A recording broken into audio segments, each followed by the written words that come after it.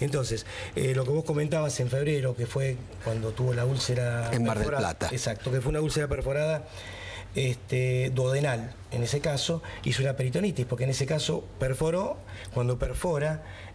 ¿La sangre sale del estómago? Exactamente, es decir, diríamos que está el estómago y después sigue el duodeno, que es la primera parte del intestino delgado. Okay. Al haber una perforación, todo el jugo gástrico, todas las sustancias que puede haber en el intestino, pasan a la cavidad peritoneal y lo transforman en una peritonitis. Ajá. Bueno, eso fue lo que lo atendieron, anduvo relativamente bien, pero la complicación no se había terminado de curar y por eso, como decía Marcela, viene a Buenos Aires, donde lo reoperan.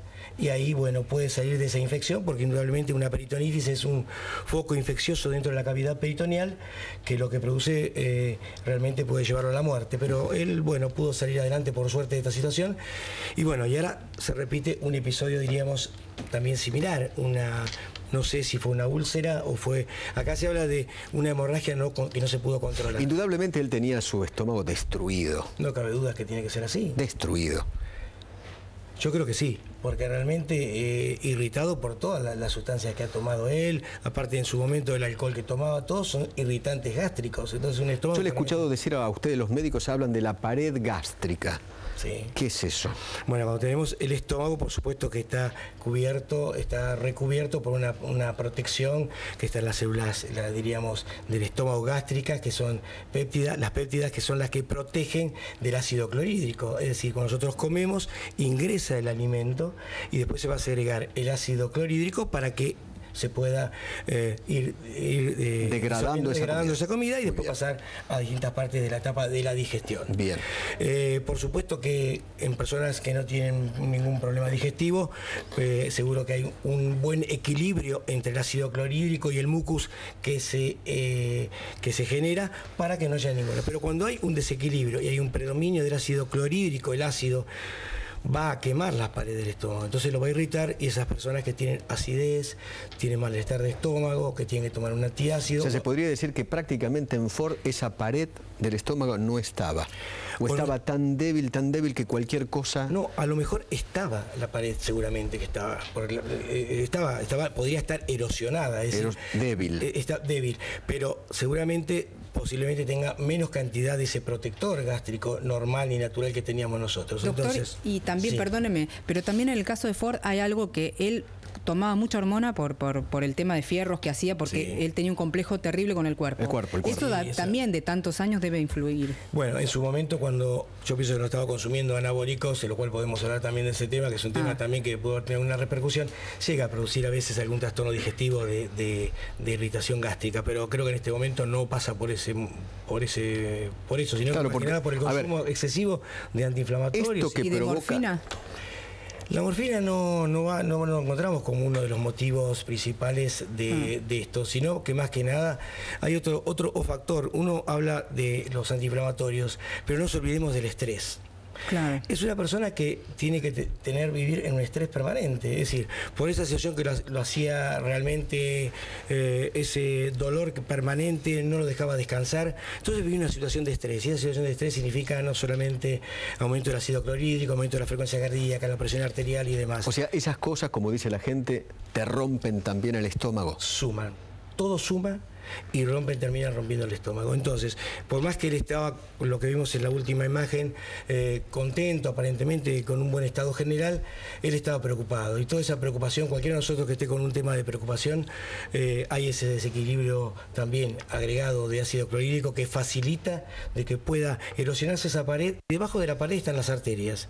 Entonces, si acá, en este caso que seguramente ocurrió eso, hay una erosión, una destrucción de una de las arterias, y hay que ver qué arteria es una arteria importante, a veces es muy difícil cortar esto del estómago es el último punto, digamos, lo que le provoca la muerte, lo que lo lleva a la muerte. Pero en la vida de Ford hay toda una historia que arranca con esa historia de soy fanático del gimnasio, soy fanático de mi cuerpo, quiero ser el tipo más lindo del mundo, más o menos así.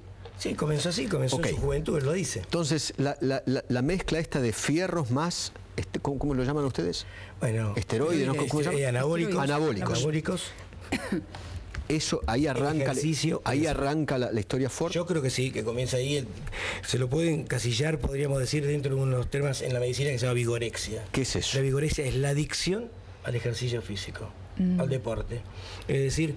No, una cosa es el deporte, otra cosa es el ejercicio físico. Está bien. Lo podríamos tener como la actividad física que desarrollaba él, ya sea físico-culturismo... Eso es otra cosa, ¿no?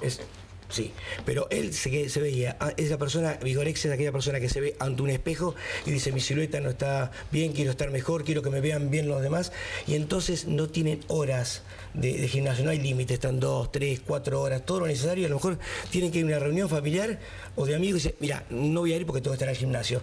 Es lo primero que hacen hincapié ellos y tratan de hacer gimnasio. Y él se dedicó más que nada a todo complemento de pesas y demás. Los anabólicos más que nada son sustancias sintéticas derivadas de la testosterona que aumentan la masa muscular, y no nos olvidemos que hay una dieta especial para estas personas que levantan pesas, no nos olvidemos los esfuerzos que se hacen. Bueno, esos esfuerzos y esas pesas le llevan a romper la espalda. No me cabe ninguna duda. Literalmente le termina rompiendo la espalda. Esas son las consecuencias que lo llevan. A ver si podemos ver lo que él mismo mostró, porque estas radiografías las mostró él mismo.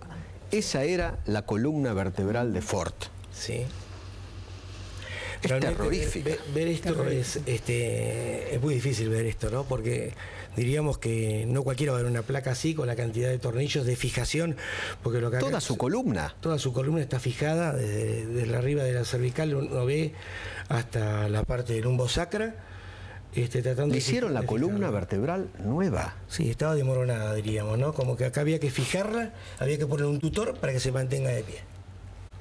Esa fue una de las últimas operaciones que hicieron en Estados Unidos, ¿no? Y el tema de su rodilla también es producto de todo ese gran esfuerzo. Claro, porque el cuerpo humano no está preparado para grandes esfuerzos. Entonces, cuando uno hace esfuerzos de pesas y demás, va a hacer sentadillas, hay que ver el quilaje que utiliza, el peso, la intensidad, y va destruyendo los discos. Entonces comienza ahí con la primera etapa, que es la hernia de disco, la destrucción. Esa era su actual rodilla. Esa era su prótesis, exactamente. Esa prótesis que fue colocada y que es como una bisagra, diríamos, para que pueda funcionar. Eso es de titanio.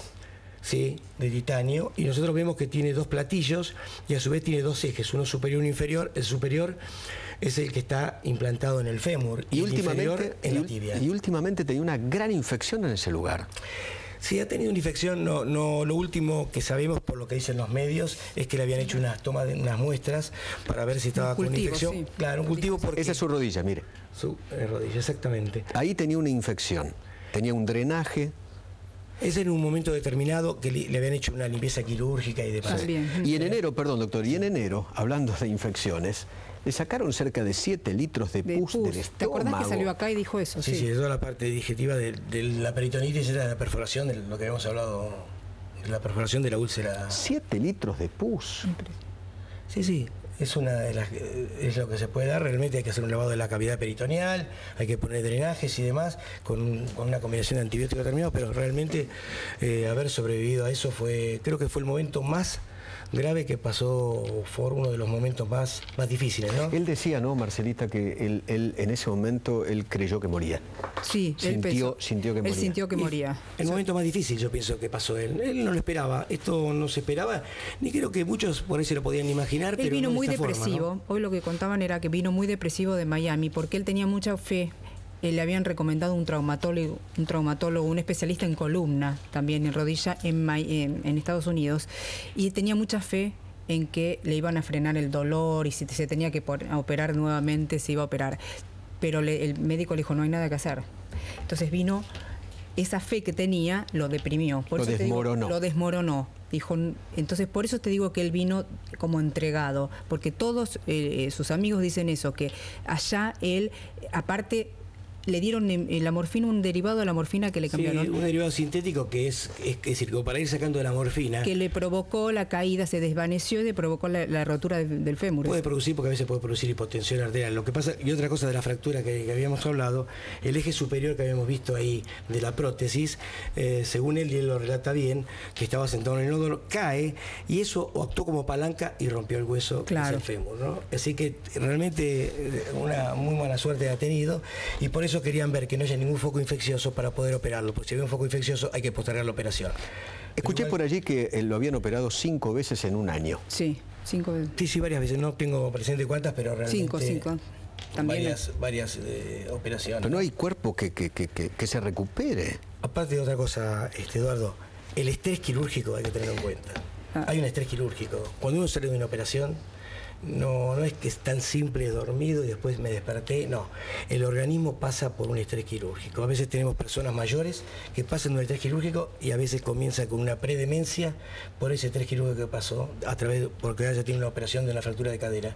Entonces, él vivió, yo creo que estaba muy estresado.